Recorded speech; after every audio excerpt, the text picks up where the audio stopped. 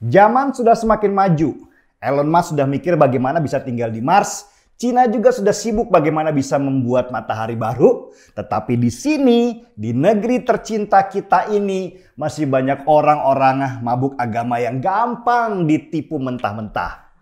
Ingat dulu gerombolan 212? Gerombolan 212 terinspirasi dari gerakan besar yang pernah mereka lakukan dengan kumpul-kumpul di Monas waktu Pilgub DKI di tahun 2016. Karena panitia 212-nya kaget, wah yang kumpul banyak nih. Mulailah otak bisnis mereka bekerja. Padahal mereka waktu kumpul-kumpul itu mengatasnamakan agama. Dari situ mereka membuat koperasi bernama 212 Mart. Sebuah jaringan retail yang menyediakan bahan-bahan pokok sehari-hari. Mirip-miriplah sama Alfamart dan Indomaret. Tapi karena mereka tidak banyak yang paham bagaimana sistem retail itu bekerja, akhirnya beberapa toko pun tutup.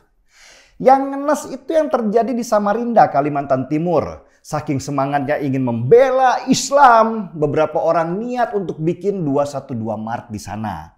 Dan gak tanggung-tanggung, langsung bikin di 3 titik. Pusat pun merestui, tapi tidak memberikan arahan yang pasti.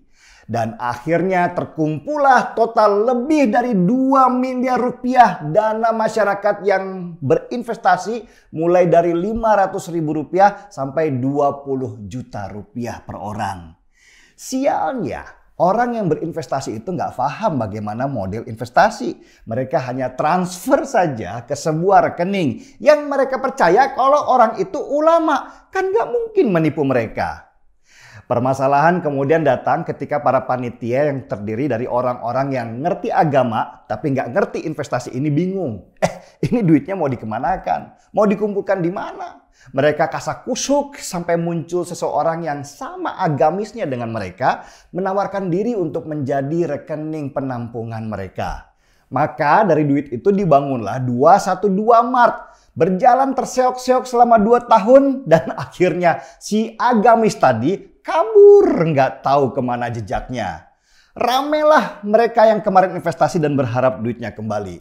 Ini juga aneh, katanya investasi untuk akhirat, tapi kok masih berharap untung lebih. Mereka pun ramai-ramai datang ke polisi mengadu kalau mereka sudah ditipu. Beberapa dari mereka mungkin sadar, gua kira kalau gua investasi atas nama agama nggak mungkin ditipu lah karena panitianya takut sama Tuhan. Ternyata kabur juga. Nasi pun sudah menjadi bubur saudara-saudara. Dan peristiwa penipuan atas nama agama ini mungkin kejadian keribuan kali yang terjadi di Indonesia. Tapi banyak yang nggak sadar-sadar juga. Kenapa begitu mudah menipu atas nama agama? Ini yang menarik. Agama selalu diidentikan dengan kebenaran. Karena itu pembawa agama selalu dianggap orang yang benar, soleh, dan bertakwa. Gak mungkinlah nipu. Kepercayaan terhadap mereka yang disebut ulama atau yang berpakaian gamis itu bahkan bisa mencapai 110%. Apalagi kalau orang itu dianggap cucu Nabi. Wah, bisa-bisa orang itu dianggap setara dengan Nabi. Jadi kenapa harus tidak percaya ketika ada orang yang membawa agama sebagai jalan perjuangan? Gak usahlah ke orang yang ngaku ulama deh. Lihat kotak amal di warung-warung dengan gambar pesantren atau masjid diantah berantah. Banyak orang yang tersentuh hatinya. Mereka menyumbang tanpa ngerti uangnya akan disalurkan kemana. Dan akhirnya terbongkar sudah kalau puluhan ribu kotak amal di Indonesia ternyata dananya disalurkan ke banyak lembaga radikal. Yang terbaru juga ada donasi buat beli kapal selam. Ini yang bikin ketawa. Lah, harga kapal selam standar saja diperkirakan sekitar 4 triliun rupiah. Mau donasi berapa juta umat? Apalagi yang donasi cuma kirim duit 1.000-an, 10.000-an. Kapan bisa terkumpul 1 triliun rupiah saja? Akhirnya ya terkumpul juga lah mereka 1,2 miliar rupiah. Jauh banget dari harapan. Mau disumbangkan tapi TNI Angkatan Laut nolak. Terus duit donasi itu akhirnya dikemanain? Ya dikantongin lah. Nggak mungkin juga dikembalikan ke para penyumbang. Kapan umat beragama ini mau pintar sehingga nggak gampang dibodoh-bodohi atas nama agama? Ketika umat beragama menggunakan akal mereka dalam beragama. Agama itu petunjuk, sebuah kompas untuk memberikan arah yang benar dalam kehidupan.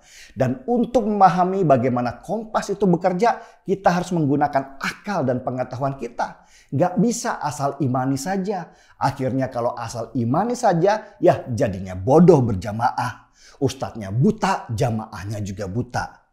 Mulailah berpikir bahwa orang beragama itu harus pintar. Bukan hanya pintar membaca kitab suci, tapi juga pintar di dalam ilmu dan teknologi.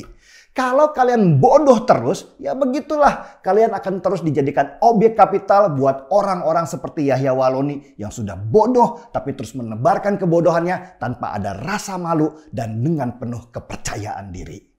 Setuju? Puasa tinggal 12 harian lagi. Nanti sesudah buka kita angkat secangkir kopi. Markipu, mari kita menolak untuk ditipu. Saya Denny Sregar, kita di acara Timeline.